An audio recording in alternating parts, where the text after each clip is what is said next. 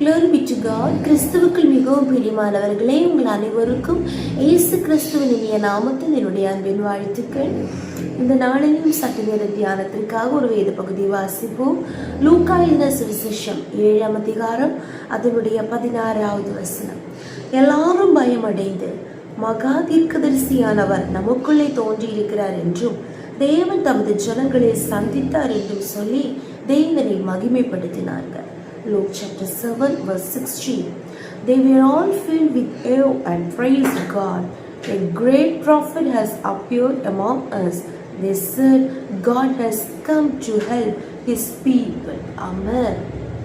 நம்ம வாசிக்கிறோம், தேவன் தமது ஜனங்களை சந்தித்தார் என்று சொல்லி தேவனை மகிமைப்படுத்தினார்கள். They praised God. Amen. Why? Because God has come to help his people. இந்த நாளிலே கர்த்தர் நம்மோடு பேசுகிறார். நம்முடைய தேவனாகிய கர்த்தர் நம்முடைய ஜனத்திற்கு உதவி செய்கிறவராயிருக்கிறார். நம்முடைய தேவனாகிய கர்த்தர் நம்முடைய ஜனங்களை சந்திக்கிறவராயிருக்கிறார். எதற்காக? நன்மைக்காக, நம்மை உயிர்ப்பிக்கிறதற்காக, நமக்கு ஜீவன் தருகிறதற்காக, நம்மை ரட்சிப்பதற்காக, நம்மை விடுவிப்பதற்காக, நமக்கு ஏற்ற சகாயத்தை செய்யும்படியாக நம்முடைய கர்த்தராகிய இயேசு கிறிஸ்து நம்மை சந்திக்கிறார். இந்த நாளிலே கூட நம்ம எந்தெந்த பாரங்களோடு எந்தெந்த வேதனைகளோடு இருந்தாலும் ஏசப்பா இன்றைக்கு உங்களோடு பேசுகிறார். ஆவியானவர் இடைப்படுகிறார். நிச்சயமாகவே கர்த்தர் நம்மை ஒவ்வொருவரையும் சந்திப்பார். ஆமென். ஸ்தோத்திரம். இங்கே நம்ம வாசிக்கிற ஒரு சம்பவத்தை பார்க்க முடிகிறது. ஆமென். ஸ்தோத்திரம். ஹல்லேலூயா. மரித்து போன ஒருவரை அடக்கம் பண்ணும்படி கொண்டு வருகிறார்கள். அந்த நேரத்தில் இயேசு அந்த ஊரின் வாசலுக்கு எதிர்கொண்டு போகிறார். அப்போது ஆமென். ஸ்தோத்திரம். ஆமென். நம்முடைய கர்த்தராகிய இயேசு கிறிஸ்து அவர் நம்மை காண்கிறவர். ஆமென். அவர் நம்மை காண்கிறவராக இருக்கிறார். அவர் நம்மை பார்க்கிற தெய்வமாக இருக்கிறார். ஸ்தோத்திரம். ஹல்லேலூயா. அவர் தூங்குவதும் இல்லை, உறங்குவதும் இல்லை நம்ம வாசிக்கிறோம். ஹல்லேலூயா. மட்டுமல்ல, அவர் நம்மோடு பேசும் தெய்வமாக இருக்கிறார். விக்கிரகங்களுக்கு கண்களிலிருந்து காணாது, செவியிலிருந்து கேளாது, வாயிலிருந்து பேசாது, மூக்கிலிருந்து முகராது, கால்களிலிருந்து நடவாது.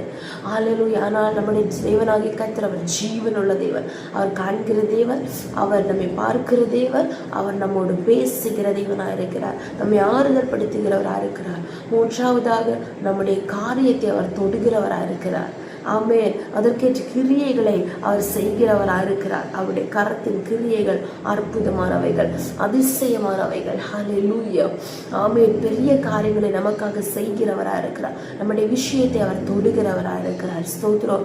4, அவர் நமக்காக கட்டளை இடுகிறவராக இருக்கிறார். ஸ்தோத்திரம். அவர் சொல்ல ஆகும், அவர் கட்டளையிட நிற்கும். அவருடைய வார்த்தைக்கு வல்லமை உண்டு. ஸ்தோத்திரம்.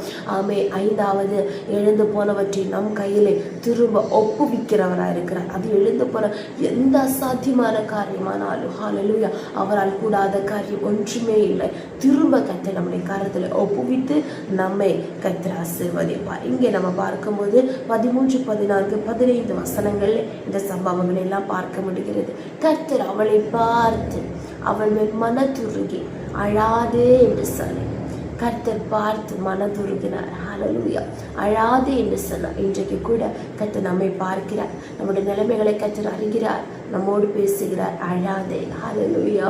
ஆமென். ஸ்தோத்திரம். கண்ணீரை துடைக்கிற இயேசப்பா இன்றைக்கு நம்மோடு பேசுகிறார். கிட்ட வந்து பாடையை தொட்டார். அந்த பாடைக்குள்ளேதான் அவள் அழுகிற காரியம் இருக்கிறது. எது? அவருடைய மகன் மரித்து கிடக்கிறார். அந்த பாடையை தொட்டார். ஹல்லேலூயா. இயேசு நம்ம அருகே கடந்து வருவார். அவர் நம்முடைய விஷயத்தை தொடுவார். நம்ம எந்தெந்த காரியங்களுக்காக ஜெபிக்கிறோம், பாரப்படுகிறோம், வேதனைப்படுகிறோம், நெருக்கப்படுகிறோம், வியாகுலப்படுகிறோம், அந்த காரியத்தை இயேசப்பா தொட்டார். அங்கே அற்புதம் நடக்கும். அதை தொட்ட உடனே அதை சுமந்தவர்கள் நின்றார்கள். ஹல்லேலூயா. திரும்ப அந்த பிரச்சனை சுமக்க தேவன் அனுமதிக்கவில்லை. மட்டுமல்ல, கட்டளை இடுகிறார். வாலிபனே எழுந்திரு. ஹல்லேலூயா. எவ்வளவு உயிரற்ற நிலைமையில இருந்தோம். ஸ்தோத்திரம். எவ்வளவு ஹல்லேலூயா. ஆமென். ஸ்தோத்திரம். எந்த எதிர்பார்ப்பும் இல்லாத காரியங்களையும் கர்த்தர் அவர் ஒரு நம்பிக்கையை நமக்குள்ளே உண்டாக்கி ஸ்தோத்திரம் பெரிய அற்புதத்தை ஆராய்ந்து முடியாத பெரிய காரியங்களை எண்ணி முடியாத அதிசயங்களை செய்கிறவராக இருக்கிறார். ஸ்தோத்திரம்.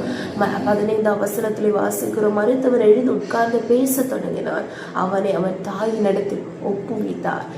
எந்த காரியம் எழுந்து போயிற்றோ அதை திரும்ப ஸ்தோத்திரம் அங்கு ஒரு அற்புதத்தை செய்து அந்த தாயின் இடத்தில் ஒப்புவித்தது போல அவன் இன்றைக்கு அவன் அழுது தெய்வ சமூகத்தில் ஜெபிக்கிற ஒவ்வொரு காரியங்கள் நம்மை விட்டு அகன்று போனது, நம்மிடத்திலிருந்து சாத்தான் பறித்து கொண்டதை, எழுந்து போன ஆசீர்வாதங்கள் எல்லாம் திரும்ப நாம் கையில் ஒப்புவித்து கர்த்தர் ஆசீர்வதிப்பார். ஏனென்றால் தேவன் தமது ஜனங்களை சந்திக்கிறவர். ஆமென். God has come to help his people.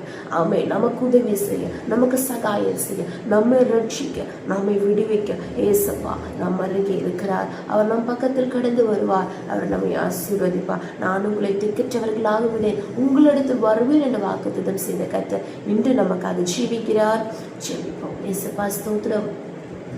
எங்கள் அளவில்லாமல் நேசித்து வழி நடத்துகிறீர்கள். அந்த பரலோக பிதாவே ஆசீர்வதிக்கப்பட்ட அந்த நாளிலே நேரங்களுக்கு இந்த வார்த்தைக்காக ஸ்தோத்திரம். இந்த வசனத்தின்படி எங்களை ஒப்பு கொடுக்கிறோம், தாழ்த்துகிறோம். நீர் ஜீவனுள்ள தேவன், நீரங்களை காண்கிற தேவன், நீரங்களோடு பேசுகிற தேவன், நீரங்களை ஆறுதல் படுத்துகிற தேவன், நீரங்கள் காரியத்தை தொடுகிற தேவன், கிரியை செய்கிற தேவன், கட்டளை இடுகிற தேவன், ஒப்புவிக்கிற தேவன், நீரங்களை சந்தித்து எங்களுக்கு உதவி செய்கிற தேவனாக இருக்கிறது. ஏசப்பா உமக்கு நன்றி. உண்மையே நாங்கள் விசுவாசிக்கிறோம். இந்த வசனத்தை கேட்டுக்கொண்டிருக்கிற ஒவ்வொரு மக்களின் வாழ்க்கை இந்த நாளில் அற்புதம் நடப்பதாக நீர் அவர்களை சந்தித்து அப்பா அவர்களுடைய நாமத்தை மகிமைப்படுத்த உடைய சாட்சிகளாக வாழ கர்த்தர் உதவி செய்ய தாழ்த்துகிறோம், ஒப்புக் கொடுக்கிறோம். இயேசு கிறிஸ்துவின் நாமத்தினாலே ஜெபிக்கிறோம்.